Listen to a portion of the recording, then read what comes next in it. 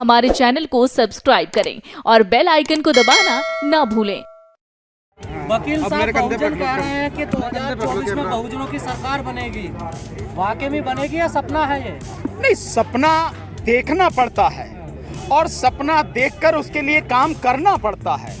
तो न केवल सपना देखा जा रहा है बल्कि उसके लिए ईमानदारी से काम किया जा रहा है और समाज को जगाने का प्रयास किया जा रहा है। हो सकता है हम लोग कल सफल हो जाएं इस प्रयास में और हमारी सरकार बन जाए, बहुजन की सरकार बन जाए। बीजेपी या ईडी? कौन जगह कौन रहा आप लोगों को? नहीं, हमें कौन जगा रहा, हम तो अपने आप ही जगाने का प्रयास कर रहे हैं। हम समाज को जगा रहे हैं। ईडी और सीबीआई हमें नहीं, वो तो उनके लिए है कि जो भी सरकार जिसकी गला दबाना चाहती है उनके लिए। तो क्या वाकई में 2024 में उम्मीद की जाए? बिल्कुल उम्मीद करनी चाहिए और बहुत मैं समझता हूँ सार्थक उम्मीद करनी चाहिए, सकारात्मक उम्मीद करनी चाहिए कि जो परिणाम होगा कम से कम इतना तो होगा ही होगा कि बीजेपी को तो जमीन में गाड़ ही देंगे। बाकी आगे क्या होगा वो अलग बात है और हमारा प्रयास लगातार उसी के लिए है। क्या रास्ता क्या होगा? रास्ता सरकार बनाने का रास्ता है भाई। जो भी रास्ता निकलेगा वो सत्ता हाथ में आने के बाद ही निकलेगा, बिना सत्ता के कुछ होने वाला नहीं है। शायद आप लोग उसको भूल नहीं गए होंगे जो बाबा साहब डॉक्टर अंबेडकर ने कहा है कि राजनीतिक शक्ति ही हर ताले की चाबी है। तो ये सब उसी के तहत जो सारा संग्राम, जो सारी लड़ाई है उसी के तहत चल रही है। वजह क्या है? 15% वाले सरकार बना लेते हैं और 85 वाले बाहर रह जाते हैं। नहीं, वजह तो हर कोई जानता है कि जो विपक्ष है, जो 85% वाले हैं, वो निश्चित रूप से उतनी जागरूकता की जो कमी है वो जागरूकता की कमी है और इसके अलावा जो बिखराव है उस वजह से ये सारी परिस्थिति सामने है और लोग प्रयास कर रहे हैं कि ये बिखराव जो है ये खत्म हो जाए, सब लोग इकट्ठे हो जाएं और हमारी जो ताकत है उसके अनुरूप परिणाम सामने आए, उसके लिए प्रयास कर रहे हैं। बुद्धिजीवी जो तमाम लोग हैं बहुजन समाज के, उनके कंधों पे बड़ी जिम्मेदारी है। निश्चित रूप से आप लोग क्या समीकरण क्या बना रहे हैं? नहीं, समीकरण क्या बना रहे हैं ये तो आगे बताएंगे।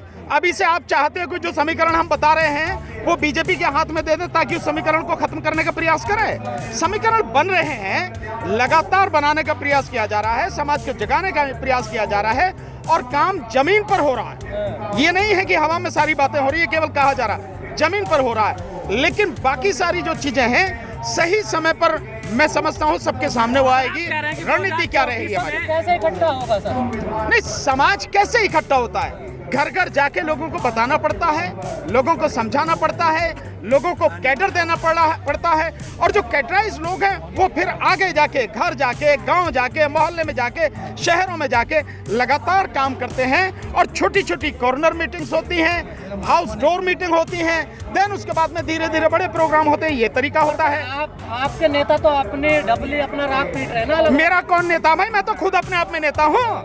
मेरा कौन नेता भाई? मेरे नहीं, देखिए, जो अगर ऐसे कोई भी हैं वो बहुजन के नेता नहीं हैं। जो बहुजन के नेता हैं वो बहुजन समाज के लिए ही काम करते हैं और करते रहेंगे और करते रहे हैं। जो लोग केवल अपने लिए काम करते हैं वो समाज के नेता नहीं हैं, वो स्वार्थी लोग हैं। उनके लिए केवल उन्हें किसी भी तरह से एमएलए बन जाए, एमपी बन जाए, सत्ता में शामिल हो जाए, इसके अलावा उनका कोई लेना देना नहीं है। जो नेता हैं वो लंबी रणनीति बना के चलते हैं और वो समाज के लिए ईमानदारी से काम करते हैं। बीजेपी की रणनीति सामने आ गई, मोदी जी 100 रैली करने वाले हैं 2024। मैं कह रहा हूँ 1000 रैली कर लो, इसमें क्या फर्क पड़ता है? और मैं तो यूं भी कह रहा हूँ कि एक एक लोकसभा की सीट पे 1000 मोदी बैठाओ, प्रधानमंत्री नरेंद्र मोदी। ईवीएम हटा दो बस, उसके बाद में आप तमाशा देखो। ये बैलेट पेपर से चुनाव करा दो। अगर एक सीट पे 1000 मोदी बैठ के भी अगर जिता ले जाएं, हमेशा के लिए राजनीति छोड़ देंगे। 50 से ज्यादा सीट नहीं आएंगे बीजेपी की। तो ये सब कुछ ईवीएम के माध्यम से हो रहा है, ईवीएम की वजह से। ईवीएम से जीत रही है बीजेपी। 100% लग क्या रहा है? मैं इसको पूरी तरह से जानता हूँ, सबूत है इसके तो, और लगातार हम ये सबूत, ये सारी बातें लोगों के सामने रख रहे हैं, लोगों को बता रहे हैं और किसी के पास हमारी उस बात के जवाब नहीं है और लगातार ये सब चीज हो रही है। और प्रधानमंत्री मोदी भी इस बात को देख रहे हैं कि ईवीएम के विषय में कौन बोल रहा है, कौन लड़ाई कर रहा है, कहां तक चल रही है लड़ाई। इसलिए अभी देखा 3 राज्यों के चुनाव के बाद ईवीएम की बात प्रधानमंत्री ने करी। अगर ईवीएम से नहीं जीतते उन्हें कहने की क्या जरूरत है? इसका मतलब ये है कि वो लगातार वाच कर रहे हैं कि कौन इस पर लड़ रहा है, क्योंकि असली जड़ वही है। जिस दिन ईवीएम हटी उसी दिन मोदी सत्ता साहब। नहीं, आप लोग हारने के बाद ईवीएम पे टीका फोड़ते हैं ना, इसलिए मोदी जी कह रहे हैं। भाई आप कहते हो हारने के बाद, हम तो हारने से पहले भी कह रहे थे, हम लड़ने से पहले भी कह रहे थे, लड़ने के बाद भी कह रहे हैं और जब तक ईवीएम को हटा नहीं देंगे तब तक लगातार कहते रहेंगे और लड़ते रहेंगे। तो सर ऐसे ही हराओगे मोदी को जैसे आज ही प्रोग्राम हो रहा है सर? कैसे बढ़िया प्रोग्राम हो रहा है, क्या दिक्कत है इसमें प्रोग्राम में? लोग कहाँ है सर? कहाँ हैं लोग? आप ये जो सोशल मीडिया के साथी हैं, मैं लिख के दे रहा हूँ, इस सोशल मीडिया आप लोगों के माध्यम से कम 50 लाख लोगों तक ये बात पहुंचनी है। लिख लेना मेरी बात। तो इस प्रोग्राम असफल कहाँ है?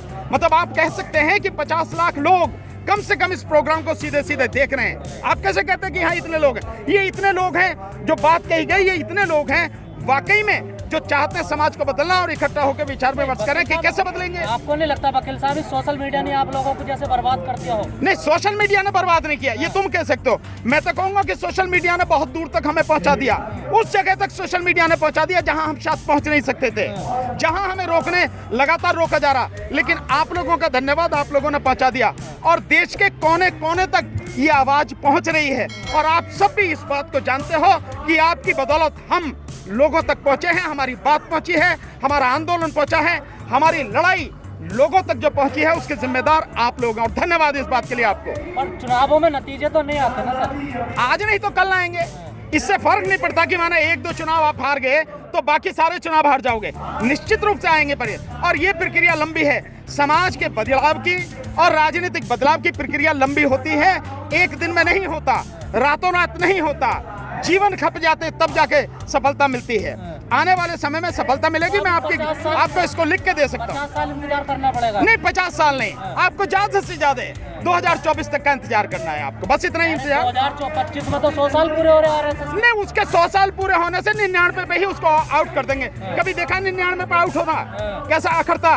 तो 99 पे आउट कर देंगे, चिंता मत करो आप। 2024 में 99 है ना, 125 में होंगे तो 99 पे आउट करके इनका खाता बंद करेंगे। पर आपके पास कोई रास्ता तो नजर नहीं आ रहा? नहीं, वो आपको नजर नहीं आ रहा ना, मेरी नजरों से देखो, मुझे तो बहुत दूर तक रास्ता नजर आ रहा। राष्ट्र की मांगे उठ रही है कैसे? वो तो सपना है, वो देखते रहे सपना, किसी को मना थोड़ा ही है कि सपना मत देखो आप। हिंदू राष्ट्र न कभी था ये देश, न कभी होगा और न ये है।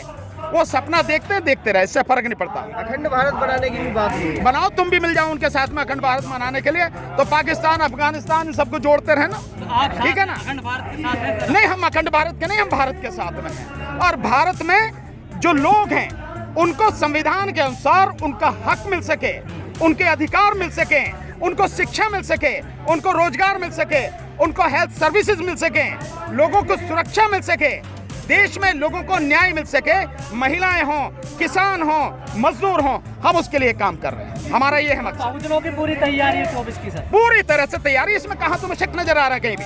भानु प्रताप कहाँ से चुनाव लड़ रहे हैं? ये अलग बात है, बता देंगे आपको कि हम कहाँ से चुनाव लड़ेंगे। थोड़ा धैर्य रखो, आप बताएंगे। सबसे पहले सोशल मीडिया को बताएंगे हम कहाँ से चुनाव लड़ेंगे। तैयारी है क्या इस बार? पूरी पक्की तैयारी, और केवल चुनाव लड़ने की नहीं है, लोकसभा में पहुंचने की तैयारी है, लोकसभा में बैठेंगे इसकी तैयारी है। तो राज्यसभा से या फिर लोकसभा? लोकसभा राज्यसभा में अंतर नहीं जानते, लोकसभा से तैयारी है, लोकसभा में बैठेंगे भाई। या राज्यसभा से किसी से डील हो रही है? नहीं, हमारी डील नहीं है भाई, हम तो डीलर नहीं हैं, हम तो लीडर हैं। तो लीडर की तरह काम करेगा, डीलर करते हैं डीलर की तरह काम। यंग लड़के सब राज्यसभा जा रहे हैं ना सर? भाई जा रहे होंगे, मैंने तो देखे नहीं कौन कौन जा रहे हैं यंग लड़के, और जा रहे हैं तो जा रहे होंगे। हम तो लोकसभा से जाएंगे, सहयोगी गए, जनता चुन के भेजेगी हमें। आपके सहयोगी गए हैं जन चौधरी, देखिए मेरे सहयोगी हैं वो भाई, वो बढ़िया बात है भाई। अगर मेरे सहयोगी हैं तो उनकी पार्टी ने, समाजवादी पार्टी ने मिलकर उन्हें पहुंचाया, तो क्या दिक्कत है इसमें भाई? अगर वहां से जीत जा सकते हैं। कौन लड़ेगा जब यंग राज्यसभा? नहीं, क्या जयंत चौधरी ने सड़कों पर लड़ाई नहीं लड़ी है? क्या अखिलेश यादव ने नहीं लड़ी है? लड़े हैं, सब लोग लड़ रहे हैं। और जहां जैसा भी जिसका मौका लग पाता है कि भाई हमें समाज की बेहतरी के लिए क्या कदम उठाना चाहिए, वो उठाते हैं सब लोग। राज्यसभा तो आप जैसे लोग जाने चाहिए। बुद्धि नहीं, क्यों जाने चाहिए? हम जैसे लोकसभा में क्यों नहीं जाने चाहिए? लोकसभा में क्यों नहीं जाने चाहिए हम जैसे लोग? आप बुद्धिजीवी है वहाँ तो बुद्धिजीवियों के लिए लोकसभा बंद है क्या? या वो मैट्रिक पास जो है या मैट्रिक फेल जो है मोदी जैसे जाएंगे अनपढ़ लोग उसमें? ना सर, आपकी एज भी हो सके यार, आपकी उम्र भी हो चली है, बाल कौन कहता है यार? तुझे अगर अपने आप को बूढ़ा समझना तो समझ में, मैं तो अभी जवान हूँ। क्या बात कर रहा भाई? अच्छा, तूने सुना नहीं? मुंशी प्रेमचंद को नहीं सुना? गोदान नहीं पढ़ा? जो कहते हैं 60 पे भी पाठे होते हैं। अभी तो मैं 60 का भी नहीं हुआ यार, तू अभी से बात कर रहा है। तो मोदी जी से भी अभी कम है आप इसका मतलब? नहीं, मोदी क्या चीज है? मोदी तो कुछ है ही नहीं। मोदी को मैं कहीं किसी गिनती में रखता ही नहीं, है ही नहीं, अनपढ़ आदमी है, उसे क्या गिनती में रखना? उसे बाहर करेंगे सत्ता से इस बार। अरे वो भी तो बहुजन है सर। कौन? मोदी जी। वो बहुजन नहीं है, ये बेईमान, ये चीज बेईमानी समझो आप उसकी। वो बहुजन नहीं है, वो बहुजन बताकर आपका मूर्ख बना रहा है। समाज को समझने की जरूरत है। अरे सर पिछड़े हैं, क्यों आप उनको कहाँ पिछड़ा है? अगर वो पिछड़ा होता तो पिछड़ों का रिजर्वेशन खत्म कर देता। अगर वो पिछड़ा होता तो पिछड़ों का रिजर्वेशन मात्र अभी जो मिला है इसके मंडल कमीशन के बाद में वो मात्र 9 से 10% है। मिलना कितना चाहिए? 27% और ईमानदारी से मिलना चाहिए। जितनी आबादी मंडल कमीशन के अनुसार थी वो 54%, तो 54% जो उनको 54% मिलना चाहिए था, मिला 27 और हकीकत में कितना है? वो 9% है। अगर मोदी वाकई में पिछड़ों में से होता तो सबसे पहले समाज के लिए काम करता।